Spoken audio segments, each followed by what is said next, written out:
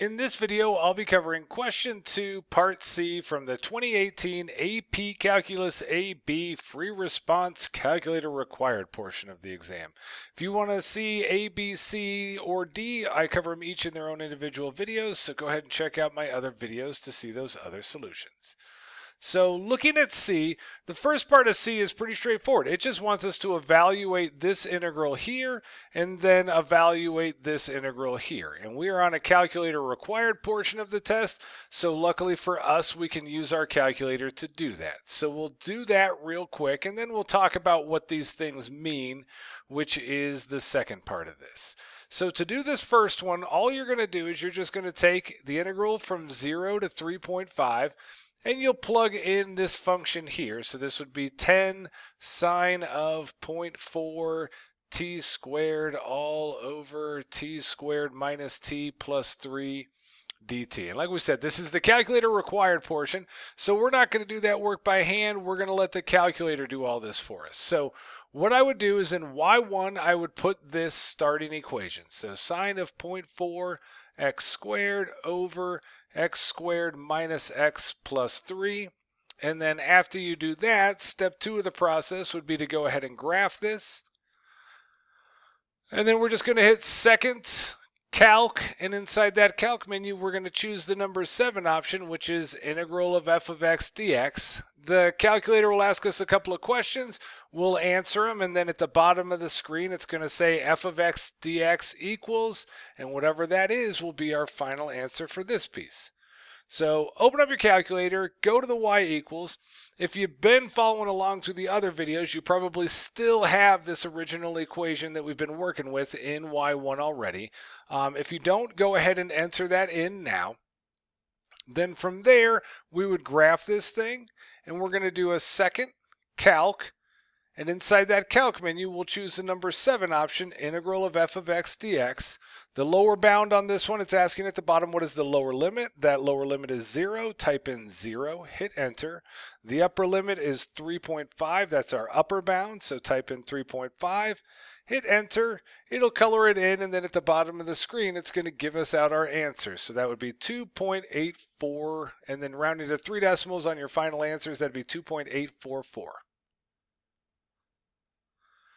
So that's our first answer, and then to do the next answer, it's pretty much the exact same thing, except it's got an absolute value around it. So this would be 0 to 3.5 of the absolute value of v of t dt. And so here, when we do this, we're just going to, again, we'll take that original velocity equation they gave us, and this time we're just going to put it in parentheses, or not in parentheses, in absolute value bars, excuse me. T plus 3, and then dt. And now we'll again let the calculator do all the heavy lifting for us. We can take that full equation, pop that into y1, we'll put our absolute value bars around it, we'll change our t's into x's, and then from there we will go through the same steps that we did on the last one. So step 1 is that, step 2 is graph it, step 3 is then going to be to do a second calc, and then we'll choose again that number 7 option, integral of f of x dx.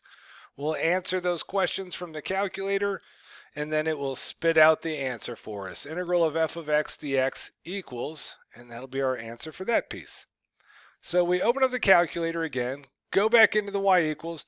Unfortunately, we can't insert absolute value bars around this thing. That's kind of a shame, but we'll just go ahead and clear this out.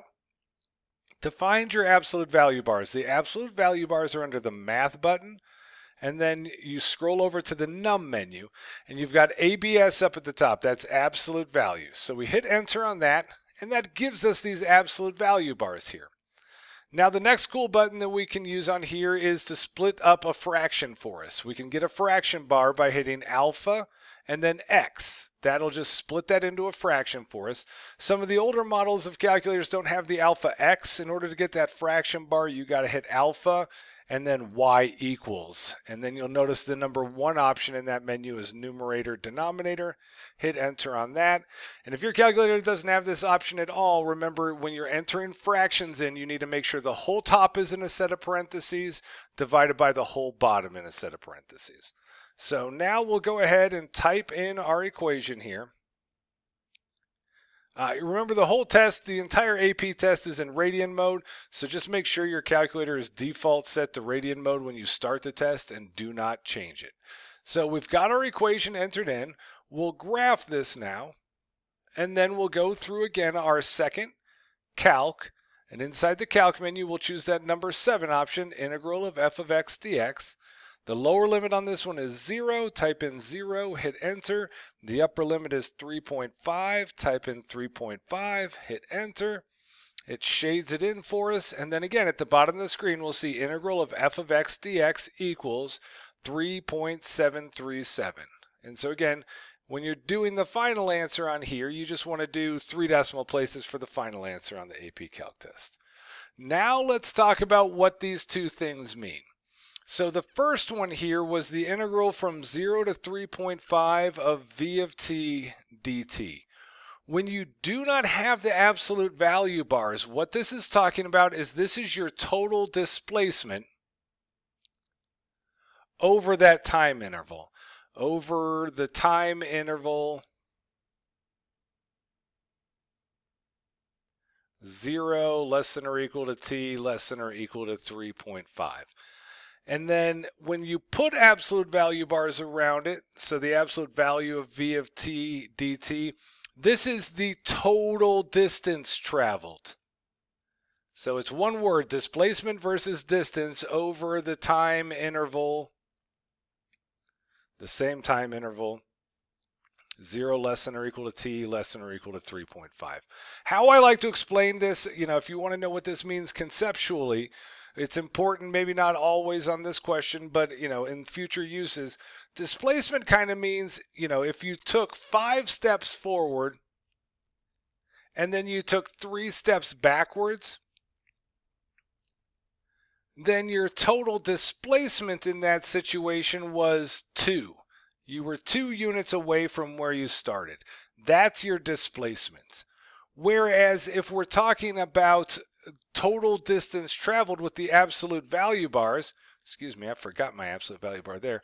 What that's essentially telling us is we're treating everything as a positive. We're adding up everything. So if I went 5 steps forward and then I went 3 steps backwards, then my total distance traveled was 8 steps. And that's kind of the difference between the two. Displacement means where did you end up from your starting position. When you put the absolute value bars around it, it's the total distance you traveled. Add it all up. And so from here, this would have been 3 points on the test to get this section right. 1 for just getting our answers right. That would have been 1 point total for both answers being correct. And then they would have given us 1 point each for each of these interpretations of the meaning. Thanks for watching my video. If you liked it, please click that like button and subscribe. And also share it with your friends and anyone else you know who might be crying about an upcoming AP Calc test. You can find more videos from me, more sample AP Calc questions, and my complete AP Calc study guide over at my website, apcalcprep.com. Have a great one.